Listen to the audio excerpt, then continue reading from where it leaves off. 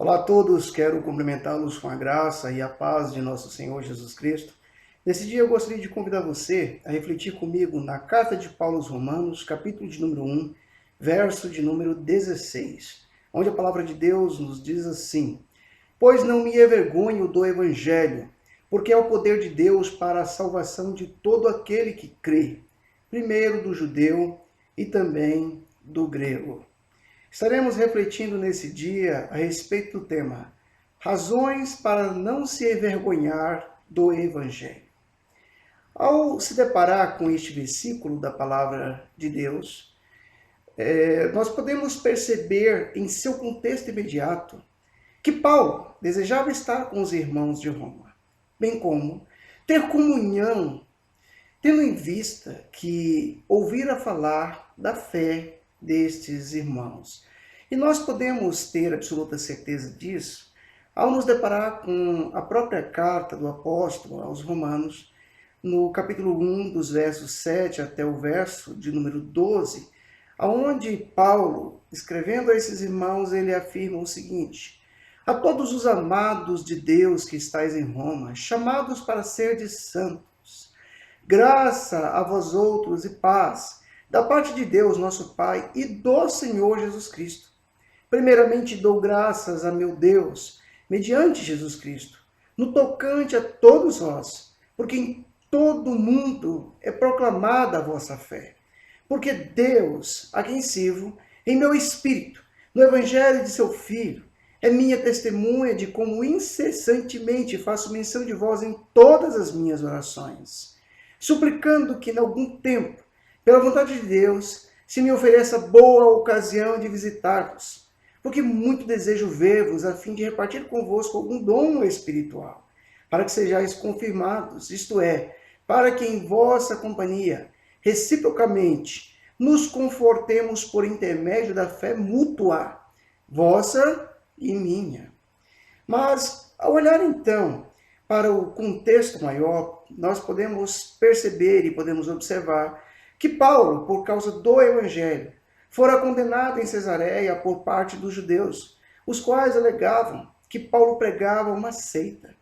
Paulo estrategicamente apela para o tribunal de César, por ser de cidadania romana. É o que nós podemos observar ao nos deparar com o livro de Atos dos Apóstolos, no capítulo de número 25, dos versos 10 a 12. E Paulo, estando diante do tribunal na cidade de Cesareia, ele afirma o seguinte: disse-lhe Paulo, estou perante o tribunal de César, onde convém que eu seja julgado. Nenhum agravo pratiquei contra os judeus, como tu bem sabes. Caso, pois, tenha eu praticado algum mal ou crime digno de morte, estou pronto para morrer. Se, pelo contrário, não são verdadeiras as coisas de que me acusam, ninguém, para lhe ser agradável, pode entregar-me a eles. Apelo para César. Então Festo, tendo falado com o conselho, respondeu: Para César apelaste? Para César irás. Paulo, ele não se envergonhava do Evangelho e tinha razões plausíveis para isso. Paulo sabia que era a vontade do Senhor Jesus que o Evangelho se expandisse. Logo, eu queria te desafiar, meu irmão, minha irmã, meu amigo, minha amiga. Independente do que você esteja passando, do momento em que você esteja passando, não tenha vergonha do Evangelho. Não tenha vergonha da palavra de Deus. Não tenha vergonha de carregar uma Bíblia debaixo dos seus braços. Não tenha vergonha de meditar na palavra de Deus, de assumir que você é um cristão. Porque, sem a menor sombra de dúvidas, Paulo sabia que, sobretudo, mesmo passando pelas intempéries da vida, como Paulo estava passando, era a vontade do Senhor Jesus que o Evangelho se expandisse, que o poder de Deus se expandisse. E a palavra de Deus, em Atos 23:11, vai nos dizer que na noite seguinte o Senhor, pondo-se ao lado dele, disse: Coragem, pois do modo porque deste testemunho a meu respeito em Jerusalém, assim importa que também o faças em Roma. Paulo sabia que os gregos tinham o poder influenciador no que concerne à filosofia e que os romanos eram detentores do poder bélico. Contudo, somente a palavra de Deus tinha o poder para libertar. E é o que o próprio Senhor Jesus vai dizer no Evangelho de João, capítulo 8, verso 32. E conhecereis a verdade, e a verdade vos libertará.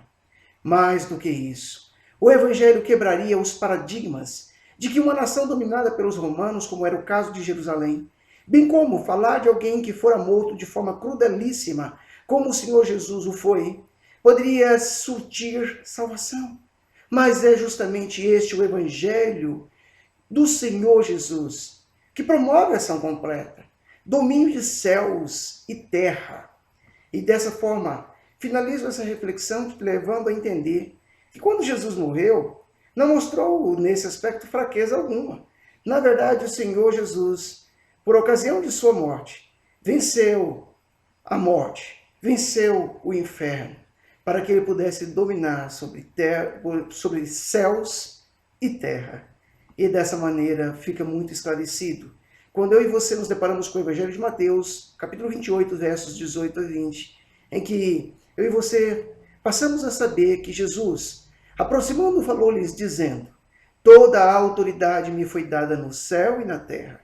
Ide, portanto, fazei discípulos de todas as nações, batizando-os em nome do Pai, do Filho e do Espírito Santo, ensinando-os a guardar todas as coisas que vos tenho ordenado. E eis que estou convosco todos os dias até a consumação do século. Dessa forma, eu e você entendemos que, de fato, existem razões para não se envergonhar do Evangelho. Que o Senhor Jesus Cristo nos abençoe poderosamente.